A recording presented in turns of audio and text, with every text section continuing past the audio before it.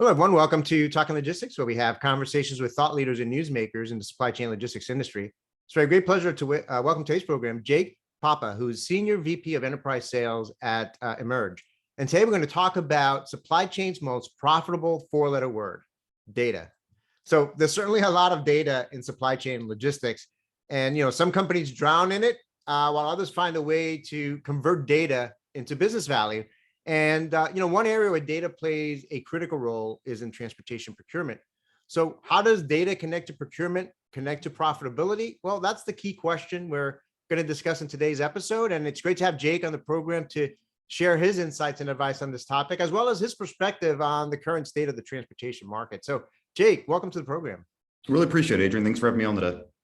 So Jake, you're a first-time guest here on Talking Logistics, and like I always do at the start of these programs, whenever I bring someone new, I'm always curious how they got involved with this industry. So maybe before we dive into the topic, briefly tell us a little bit about your career path, how and why you got involved with supply chain, logistics, transportation, and what your current role and responsibilities are there at Emerge. Yeah, definitely. So I moved out to Arizona in 2007, actually to join ASU. So went to college out here. And then right after I graduated, I was introduced to Andrew and Michael Leto at Global Trans. That was right when they actually got their Series A fundraising and started to build their truckload department out. So went into interview, had about a 7-minute interview. I was actually with Michael and got a job that day and started with him about 2 weeks later. So started with Global Trans, filled pretty much every role you could think of in the brokerage space, started inside sales, jumped over to pricing, did a little bit on the intermodal side of the business, and then back into enterprise sales. Right about 2013, 2014 is when we started our secondary company, 10-4 Systems. So as we were scaling that out, as well as Global Trans, I jumped over to 10-4 and helped run sales and operations over there for several years until 2017 when we stepped away from both those ventures and started Emerge, where I'm currently at today. Wow. Well, I used to live out in Arizona, so I know the ASU environment and Tempe. I used to live right there in Tempe, and ASU, a great school, particularly with strength in supply chain logistics. But it seems like you've had a great journey so far in multiple roles there, different ventures leading up to your current role there at Emerge. So let's start now. I mean, you've obviously been in transportation logistics, since coming out of ASU. So you've been able to see some of the ups and downs and cyclical nature of this industry. So let's start by getting your perspective on a topic that is generating a lot of buzz and debate at the moment. And it's certainly a topic where data, comes into play. And that is, what is the current state of the US freight market? I mean, is it heading to a recession or not? I mean, I think if you go on LinkedIn, you'll see multiple back and forth between different parties kind of arguing one point or another. But since you've got a pulse on this as well, what's your take? Yeah, recession's a tough word, isn't it? So that might be a little bit over the top of what's actually happening, but we are starting to see rates go down, especially in the spot market. The last 90 days or so, we've seen a pretty consistent trend on that piece of the business. Also seen on the contract side, tender acceptance fairly high, especially high compared to what it's been over the COVID years. So recession, I'm not going to comment if that's true or false. We're definitely seeing some change, and it's been volatile for a long time. So kind of level setting the playing field here and potentially getting back down to more reasonable rates is kind of what we're seeing on our end. And with that, you start to see shippers acting differently, going to market differently, approaching procurement differently. So extremely excited kind of where the market's going. But from a recession standpoint, I won't put my name behind that. Yeah, I mean, I think you're right. I think the word recession is kind of, a very strong, and it's got a very, specific definition around it. And I think, it could be, lead people into, lose focus into kind of the reality of what's important or not. But I think what's important for sure is the data, right? Keeping a pulse in that market, because we all know that the market is cyclical. There's going to be ups and downs. What we don't know is how long each of these cycles last, and what's going to be the factors necessarily that's going to trigger an inflection point and so forth. But I think if you do have, and I think that's one of the beauties of today's environment, is if you do have more real-time visibility to what's happening out there, you're able to be a little bit more predictive. You're able to be a little bit more proactive in terms of what actions to take. So let's talk now in terms of how this translates into procurement. I mean, so in light of what you're seeing in terms of how these current market trends and predictions, I mean, how are they influencing the way companies are approaching their transportation procurement plans and strategies? Definitely. So, if you think of it from the annual procurement cycle, generally, shippers will go to bid in Q4 for a Q1 release of their annual RFP. Obviously, with the rates changing so dramatically here in Q1 and into early Q2, we're starting to see a lot of shippers go to market with more mini bids, seasonal bids. As we're approaching summer months here, maybe potentially going out for a 6-month bid or a 3-month bid rather than their traditional annual bid. So we're seeing the rate of RFPs or the rate of mini bids go up pretty dramatically as shippers try to get the cheaper pricing, because if they're locked into an annual rate here from something that was bid out in Q4 of last year, it's a pretty different, dramatically different market at this current state. So through our platform, and it being a procurement platform for both those mini bids and annual bids, we've seen a dramatic uptick in the number of events shippers are running. So over the last 90 days, we've had 100 plus different events run through our platform, and we still continue to see that grow here today. So, and this is another topic of conversation that's been happening for a while, right? Is the, once a year strategic procurement bid dead, right? You set it and forget it type of thing. And I think the general consensus is that, you can't just set it and forget it anymore, because it is, very cyclical, in nature. But I think in some ways, I think that's the wrong question. I think the right question is, are strategic partnerships between shippers and carriers still important? And I think that question, even though the frequency of the bids may change, strategic partnerships and having strong partnerships in place is still important. Do you agree? Oh, most definitely. Most definitely. Whether that's from a one-way or a dedicated standpoint, having that relationship with the asset-based carriers and strategic brokerages are critical for these shippers.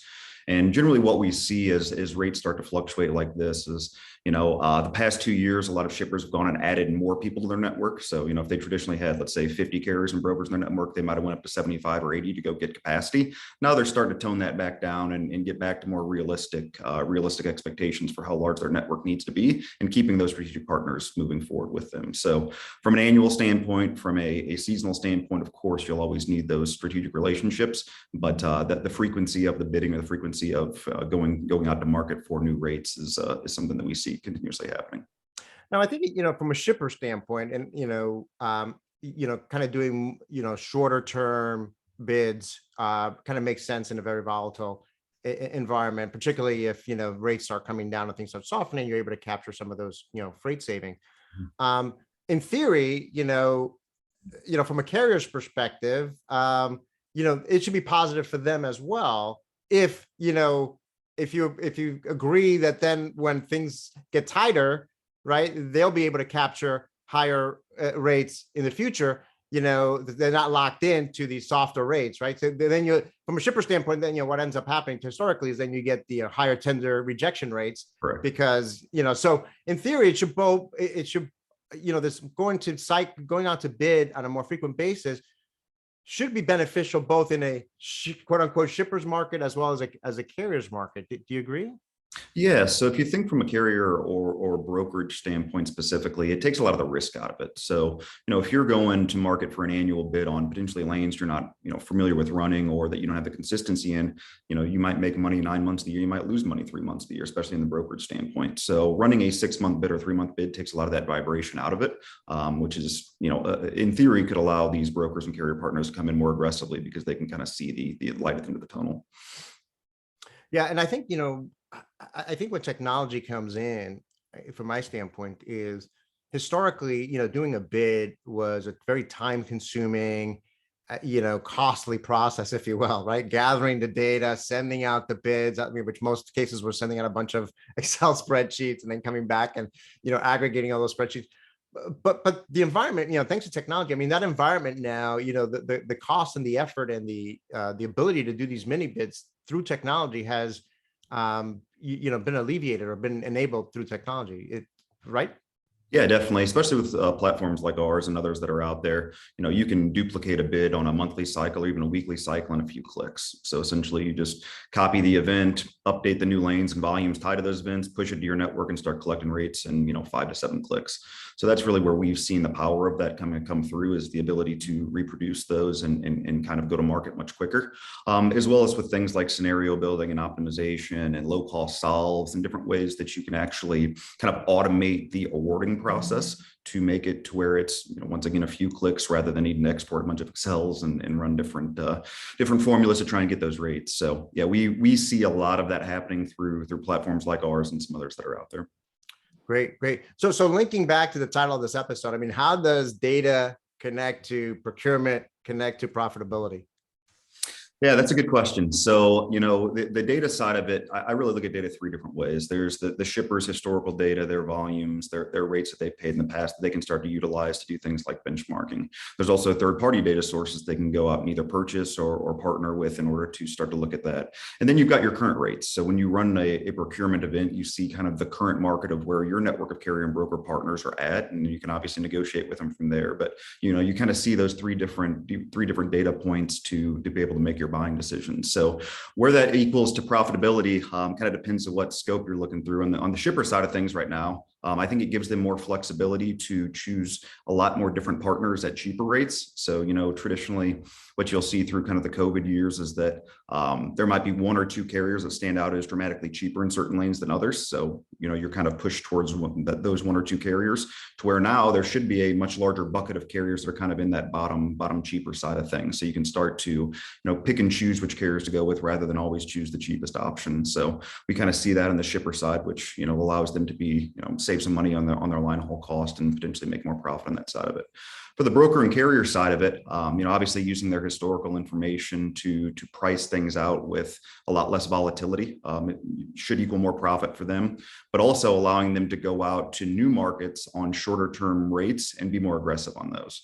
So once again, taking the vibrations out of, hey, I don't want to go bid for an annual cycle on this lane if I might lose 6, 7, 8 months of the year. But now knowing that, hey, it's only a 6-month bid, let's go get aggressive and see if we can, put our best foot forward from a pricing standpoint, because the risk is not near as large as what it was before.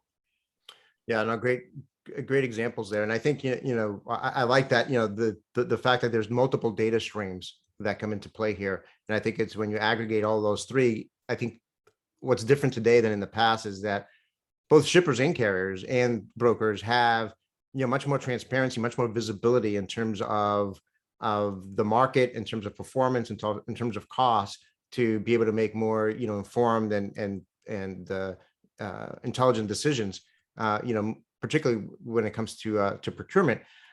We talk about profitability. Cost is always top of mind, but as we know, service is another key element of this. How does the service component weave into this whole process? Yeah, I mean, we've seen from all the data sources that, tender acceptance on contract rates are much higher than what they were 6 months ago. So obviously that's usually the first thing shippers look at from a service standpoint. Are my carriers accepting the tenders that they're sending them? From a on-time percentage for pickup and delivery, those play major factors into it, but each shipper operates those differently. So some of them look at, if you're there by the minute from an appointment time, if it's within an hour, 2 hours, if it's that day, in theory, they get a little more flexibility as they have more carriers that can participate at, from a bidding cycle standpoint. But, the overall tender acceptance is kind of usually the keystone of kind of what shippers are looking at in order to, make their buying decisions, especially in markets like they are today. Right. And I think, the other aspect I think that's important, going back to technology, what's different today is that, so you have much more visibility today, much more data today to make these types of decisions. And then obviously the technology to consume that data and be able to do optimization, be able to do analysis and so forth, and then to be able to execute in a much more efficient way than, emailing a bunch of spreadsheets out, obviously. I think the other component I think that's important is, and I'm a big proponent of the network model, is that I think shippers today and on the reverse side carriers, the fact that you've got these communities of connected trading partners, shippers and carriers on a common platform, the challenge has always been for shippers to connect to that long tail of carriers, which represents a significant, percentage of the market. And I think that's another component of this that's different today, is the fact that to be able to provide visibility and connectivity to a much larger base of carriers than companies have had historically in the past, right? Yeah, that's really what our system's designed to do. So, we are a procurement layer, but we also have a marketplace of about 45,000 asset-based carriers that come in and participate as well. So, not only are we providing the procurement services to our shippers, but then allowing them to connect to carriers that might be outside of their network that they never knew existed, or potentially they've worked with once in the past, but it was through a brokerage or 3PL or 4PL that they never saw them again because, it depends on kind of where the contracts are going at that point in time. So, yes, there's a lot of technologies that are allowing shippers to make better buying decisions based off of introducing the new carriers, but also tying things together, like you mentioned earlier, of their service standards of, who exactly is this carrier, who works with them, how many partners do they have, are they more spot, or are they more contract, are they dedicated, being able to kind of fragment and segment those different types of carriers to bring the right ones to the shipper. So when they're going out for their annual RFP or seasonal RFP, they can make the right buying decisions. Great. So Jake, as a way to wrap up, then, I mean, the transportation, market will likely remain volatile in the weeks and months ahead. It's just the nature of the industry. So, what action should companies take to effectively manage through this volatility in order to, again, achieve their transportation costs, capacity, and service goals?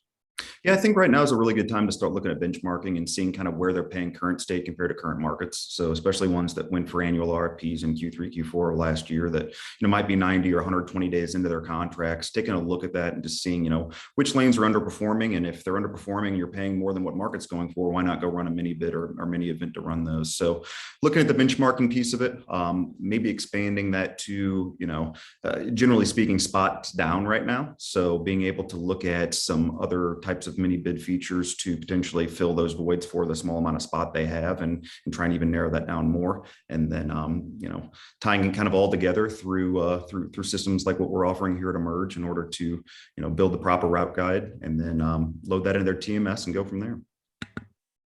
Great. Yeah, no, great advice. I think benchmarking is one of those areas, again, that ties into, data, obviously. And I think the ability for companies to, better understand where they stand relative to, a broader market index or their peers in the industry, I think is a critical first step to really understanding, how well they're really doing, or where the opportunities for improvement truly are.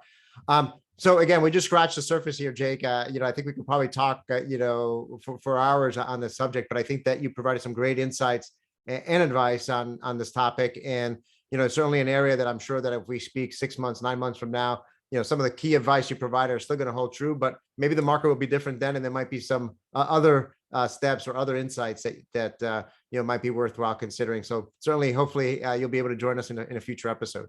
Definitely looking forward to it. Really appreciate you having me on today. Great. Well, I want to thank those of you that joined us. If you're watching this episode on demand, either at the Emerge website or on Talking Logistics, and you've got a question or a comment for Jake, you can post it there, and I'm sure he'll be more than happy to respond via that medium. Again, thank you for joining us, and look forward to seeing you in a future episode of Talking Logistics. Have a great day. Definitely take care.